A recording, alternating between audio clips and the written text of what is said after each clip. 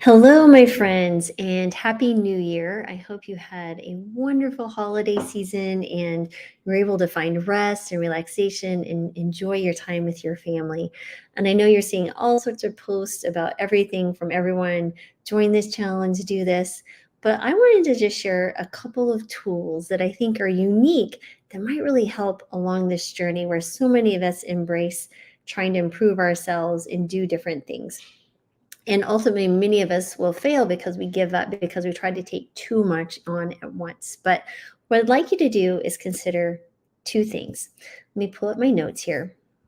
And number one is really thinking about a weekly life reflection. And what does that mean? So, first of all, I'm a big fan of journaling. So, journaling allows us, one, to express our emotions in a safe space and just let the creative flow go, right? And have no judgment, no emotion like tied to the outcome of how it looks. Like you're not writing for anyone else but yourself. But what this does is it allows an opportunity to reflect over the week and see if there's anything that we can benefit from thinking about certain circumstances or certain events that might have occurred, and then writing about them, especially about the emotions that were evoked and different things. So, first of all, number one, it enhances self-awareness, right? So, reflecting on week's events, especially in a journal, encourages a deeper understanding of your thoughts and your feelings and specifically your behaviors. It really helps identify patterns or maybe some triggers. Maybe there's something that keeps coming up and that you're just kind of struggling with. But if we do this every 7 days, not just like on a month or a year, but just on every 7 days, it's fresh enough in our memory that we can take time to really just understand what's occurring on the inside. And by doing that, we may learn some great life lessons that we don't have to keep repeating over and over and over again. And so when we're learning from these experiences, right? So when you're examining both positive and negative experiences, you can really extract valuable lessons. And then this process turns everyday experiences into opportunities for your learning and personal development. And one thing I would say is if you are going through the week and you're not, let's say you do your reflection on Sundays and you want to remember something, jot it down on your notes on your phone or maybe carry a small notebook with you and write it down in the evening so that you can actually have that as fodder for your weekly review and say, okay, this is definitely something I want to reflect on. And that might actually also help from you ruminating on it. So now you've written it down and saying, okay, I will take care of this during my dedicated weekly reflection time. And when you do that, you might get better sleep, you may be less stressed because you're like, okay, I'm going to handle this at a certain point of time. Excuse me. And I also think there's improved problem solving when you do this, right? So when you're reflecting on challenges faced during the week, you can enhance your problem solving skills. It allows for reevaluation of situations and then it allows you to be creative and brainstorming. Really important here is that we don't hold self judgment, that we come into this from a compassionate place, that we love each other and ourselves specifically, because you can't pour from an empty cup, right? So the more that we look and turn into ourselves and use your inner wisdom in what's happening and reflecting, and also something that might be very helpful is when you maybe had a stressful event or a discussion with someone, trying to understand from their perspective, saying, okay, where is this person coming from? Why would they be saying that? Given the circumstances you have, but try to withhold judgment until you maybe think of a few different opportunities or things that might be occurring in their life or from their perspective that made that such a strong or intense interaction. Just some ideas there. Also, I kind of hinted to this earlier, it provides emotional release and healing. So many of us need healing these days. Sometimes the holidays aren't an easy time to get through, and it can bring up a lot of feelings and stress and struggle. And this journaling provides that safe space to express your emotions, and that can lead to an emotional release and healing. It really helps to process your emotions constructively, and it really can reduce your anxiety and stress. And then it's a great tool to track your progress and growth, right? So regular reflections make it easier to track regular growth over time. Again, so important to know that any progress, even tiny amounts are something worth celebration, and that those tiny improvements have huge impact over time.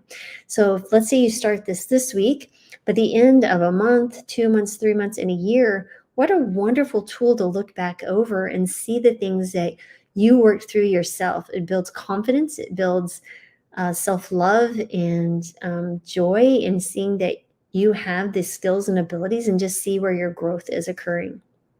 And I think it's, at the end of the day, it really fosters gratitude and a positive feeling or positive emotions, because when you focus on positive aspects and expressing gratitude, really can shift your perspective and promote a more positive outlook on life. So maybe also at the end of this self-reflection, just write down, I am grateful for these lessons I've learned this week, regardless of how hard they were. So that is tool number one, a weekly life reflection in a journal with a statement of gratitude at the end, showing, the lessons that you learned. And I think I'm going to do this as well. And if the lessons aren't too personal, maybe I'll share them with you sometime. And love to know if you are doing this already or would like to. Now, the second tool that I think that might be very beneficial is visualizing your future self as your guide, right? Who knows you better than yourself? Now, let's think about this. What does that mean? So let's say that you have a future self in 30 days, a quarter, a year, 10 years. Think of whatever that future self is that you want to talk to. Why can't you speak to them? Why can't they be your guide? They're you, just in a future point in time. So I think of it would like this. Let's say that I have a health goal, and in 1 year, I'd like to be able to run a certain distance or lift certain weights or eat a certain way. And you have to visualize it, the person that you're going to be in 1 year.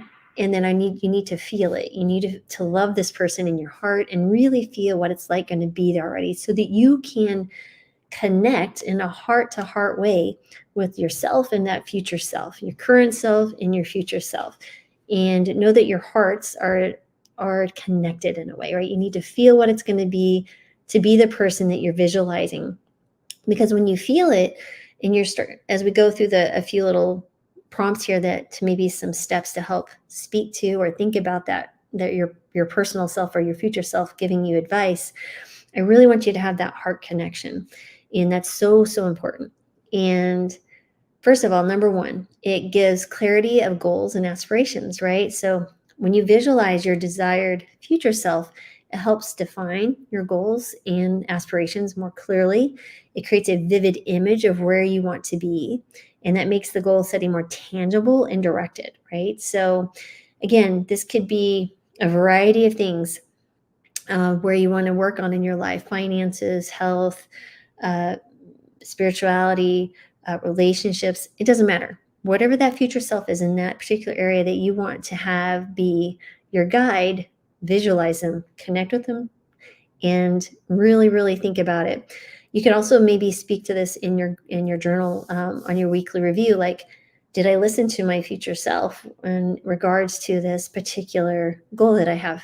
And then it's number two, there's a decision-making framework, right? So when you're faced with decisions, asking what your future self would advise would provide kind of a unique perspective, because now not only is it goal-oriented, but it's also reflecting upon your future self, what those values would be, right? So it aligns your current choices with your long-term objectives, your long-term values, and that would ensure consistency in your actions that are leading to certain goals.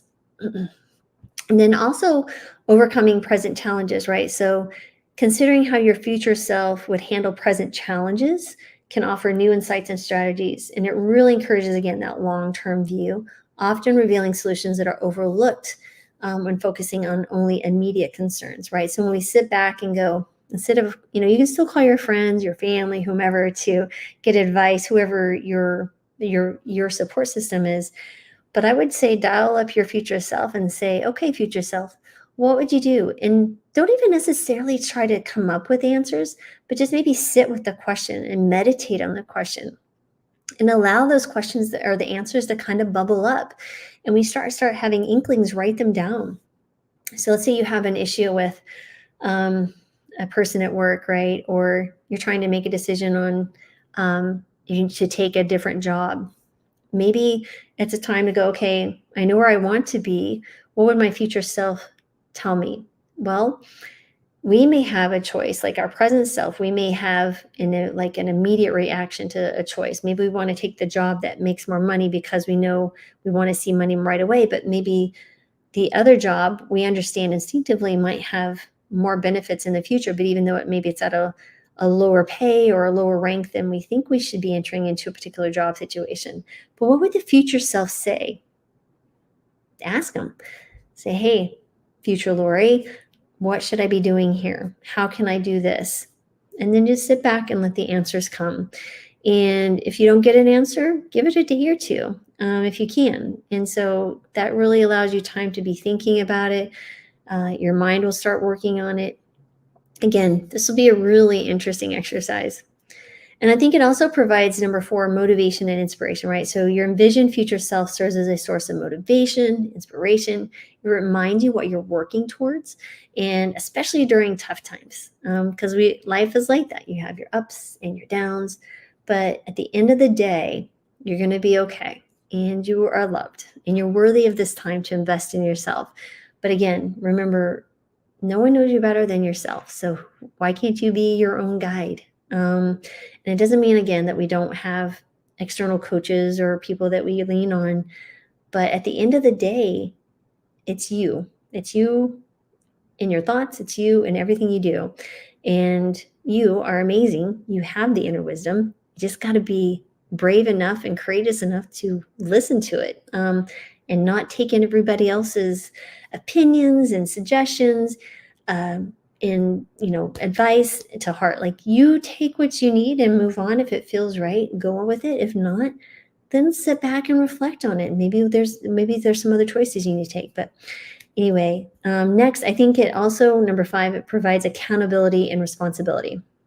It really instills that sense of accountability when you're thinking about your future self. It's almost like you're accountable to another person, and you really are, because your future self is not you currently. You will be that person, or you might be a different version if you don't make those different decisions, right? But what this does is you're relying on yourself right now to that future self. It's like you have a child that is relying on you to make different decisions, or a friend that you're being their accountability partner, let's say in a workout buddy or something. Again, no one's more important than your future self in this sense. And yeah, I think it just really makes you proactive and responsible in your approach to life, right? And next, it really kind of bridges the gap between the present and the future. So regular visualization helps in like gradually bridging that gap between the current self and the desired future self. It transforms your abstract goals into a series of actionable steps, right? Versus like, I just hope this happens, or I'm going to, manifest that this happens. And but I think this is the way to manifestation. I think this is the way to get what you want. For example, when I was a kid, and I think I've told this story before, when I was 10, I knew I wanted to be a doctor, and I had visualized it so many times in my head that I was going to be a doctor and what I would do when I was a doctor. And I had also visualized that I was going to be a mother and what I would do if I was a mother. And so, there's certain things in your life, and you were just absolutely knowing and certain. And what sets it up is when you know that, when you're already living like this is going to happen or has happened, you just start making those decisions that lead you to your desired outcome or goal. And sometimes they're really hard, but that's okay. We all do hard things every single day.